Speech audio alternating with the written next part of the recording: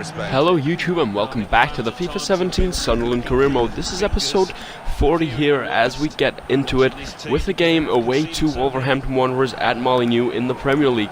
So as you can see here, as the lineups are shown, here is the Wolves lineup. A few players that some people might know. I know Noah Go is a player they've had. Dominic Iofer is a good player on career mode. I had him on the Hull save last year. He is on the bench. And Connor Cody, I believe, used to play for Liverpool's under 21s, but he did not get much of a chance in the first team and then moved on. So as you can see here, we're just getting into this game, and there are the away fans there from Sunderland, and the Sunderland lineup will be shown here. So 4-4-2 as usual, and Papi Djilabodji is the captain today with Cattermole not starting. Jan Carmo actually starting right mid this time as Gray and Basson start up front together, and hopefully we can get a good result from this game. So as you can see here, they get a goal kick after about 5 minutes, just trying to get something after we had a bad shot. They've just got the ball here, trying to work an opening, but give it away. Gomez picks it up here, gives it to Alexis Blin. He gives it out to Jan Carmo. Carmo sees the run of Gray, chips the ball over the top. Gray lets it bounce once, has a strike, and what a goal that is.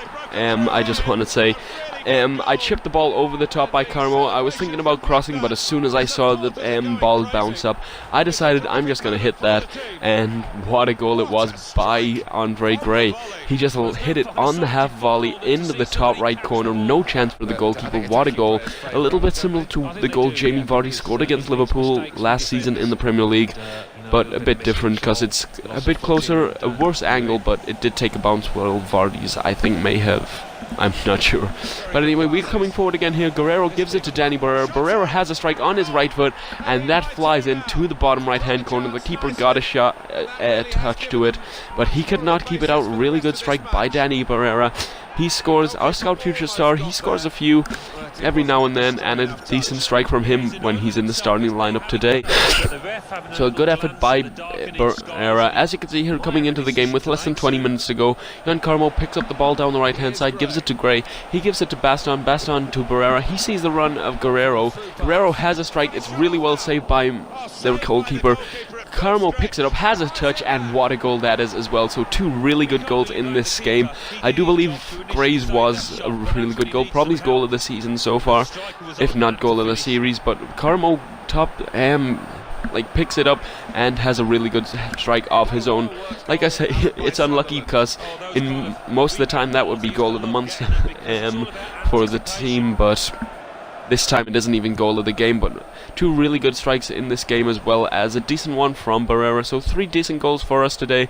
And as you can see here, this game's coming towards the close. They're just trying to get something with a couple minutes left. Silvio has the ball here. He's just taking on a few players, has a strike, but it's straight into the hands of Dumitru, and we can just throw it forward to Joel Asoro. He tries to play a pass, but he's tackled, and the game is just gonna go out here. As they try and play the pass forward, it goes out for a throw-in. And the game is pretty much going to end like this. So just as we take the throw in, we're trying to just get it clear. And the whistle, as you can see, has gone there. A 3-0 victory, really good result against Wolverhampton Wanderers at Molineux. And, well, Ivy Lane as it is on the game. We probably had better chances. We were actually the only away team not to concede a goal in that game. And actually, I remember at halftime, we were the only away side that weren't losing. So as you can see here, here's a just look at the youth players this month in the youth academy, and there's a few good players here. Pedro Jesus, the right back, is going to get a contract offer here of the £400 a week that he is requesting. So like I say, some good players in the youth academy, and that was a big mistake by me. I tried to offer him a contract, not realizing he was 15 years old, and I accidentally released him instead. So anyway, we're going to do a quick rundown of the squad report. Dumitru up 5 already, as he has been trained, and I think I'm going to stop the training on him there and just allow him to grow naturally from there. So as you can see, a few players growing nicely still. Walter Mathis, another player who's been trained, has gone up by 4. Zakaria has gone up by 2, but he hasn't had much game time this year. Just some good growth all around. Cameron Ward's gone up by 3. Also, Toby Jackson's up by 3. So some good young players in that squad. I think Sebastian Larsson is the only player that is decreasing so far. And here you can see we're getting into the second game of this episode, which is back at home at the Stadium of Light against Middlesbrough. So two northeast sides sort of coming up against each other in this game. We played pretty much the same team that started in the last game, except Servi starting instead of Guerrero. So as you can see, that was our team. Pretty standard 4-4-2 once again. So that's going to be pretty much the formation we'll be using for most of the season, and eventually the Middlesbrough lineup will be shown as well. So as you can see, some of their players there, and that is the starting lineup for Middlesbrough. So Jordan Rose starting, he's a player that's not there anymore, and Fabio, obviously the left back who used to play for Manchester United, and Christian Stuani on the bench, the man who scored 2 against Sunderland in real life. So as you can see here, we get into the game about 5 minutes before halftime. They're trying to work an opening here to try and take the lead just before we go in for the break, but we tackle the ball. Jan Cormo comes away with it. He dribbles the ball forward, looks for the run of Andre Gray, passes it into him. He then gives it to Donny Barrera. He gives it to Baston, out to Servi. Servi has a touch, has a strike, and off the bar. So unlucky for Servi. Could not put us 1-0 in the lead there. That was unfortunate for us, but we have to just keep pushing and hopefully we can get a lead in this game. And you can see they're coming forward here in the second half. We make the tackle with Cortia. Carmo picks it up here, plays it down the line to Gray. He flicks it back to Baston, but it's lost. We then intercept the ball with Blin. Barrera then gives it to Borja. He gives it to Gray. Gray out to Caramore. Caramore then with the ball down the left hand side gives it into Gray. Gray to Boston, has it strike, and a really good save by their goalkeeper Brad Guzan. Actually no, it wasn't Brad Guzan, sorry, it's Onur Kivrak, I believe. He's a Turkish goalkeeper that they signed. So anyway, we're trying to come forward here with 2 minutes to go. Lyndon Gooch came on off the bench. Sean Carmo actually moved to striker later on in this game as I brought Borja off for Mathis.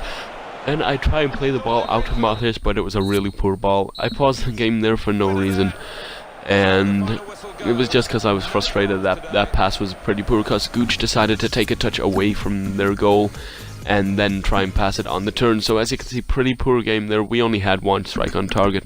They had 2, and it's just a poor game. So anyway, here's the youth players coming in this month. A few good players from Denmark, played with a pretty cool name there in Mads Madsen. I bet it didn't take too long for his parents to pick his name, but you never know. And anyway, Russell Walker there looks a really good player, 81 and 94 potential, looks a good player so far, and a few players coming in from England as well, just to try and fill up the youth academy with some really good players.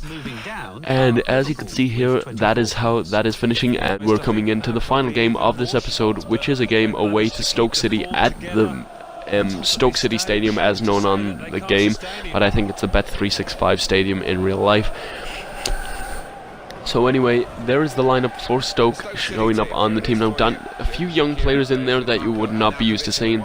The only real first team players are Shaqiri, Arnautovic and Walters. Even Butland's on the bench as Daniel Bachmann is in goal for them. Bojan on the bench, as well as Musa Konate, a player that I do not like because of what happened at the start of the second season in this career mode.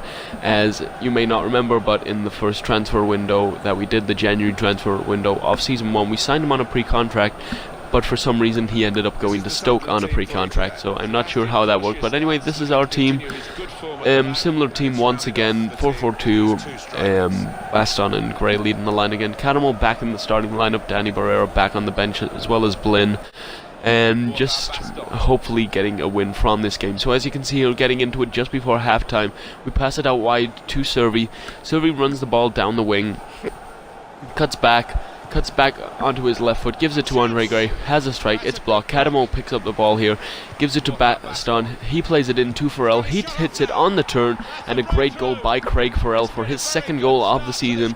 Craig Farrell has been out of the team the last couple of weeks, the young Northern Irish central midfielder, and he makes it 2-0, so really good goal from us to score right on the stroke of halftime. As you may have heard from the commentator, we dominated the game, we had a lot of chances that we missed. And as you can see here, it's coming towards the end here. Mathis picks up the ball, plays it through to Andre Gray against the defender. Donai Chexera has the strike and into the bottom left hand corner. Daniel Bachmann had no chance there, and it was well hit by Andre Gray into the bottom left hand corner of the goal, and a really good finish by him to make it 2-0, and that should confirm the victory in this game. And then you can just see the final replay, and it is a good goal. And as you can see here, it's the 93rd minute, and as you can see, the game is going to end like this. The episode is also going to end right here. So a good 3-0 win against Stoke. So 2 wins. A 2-0 win against Stoke. So 2 wins and a draw. Not a bad episode for us. And there might be one final thing here, as I see Fabio Borini will say that he is not happy with his game time, even though he's just came back from injury, so that's pretty poor from the game to pick up that. But anyway, I just want to say thank you for watching this episode. If you did enjoy it, please do leave a like, as that will be much appreciated. But anyway, if you want to see any more of this career mode or any of the Ultimate Team series, please do subscribe, as that will be much appreciated. But anyway, once again, thank you for watching. See you later. At the top of the table remain Crystal Palace with 32 points. In second, Manchester City with 30 points. In third,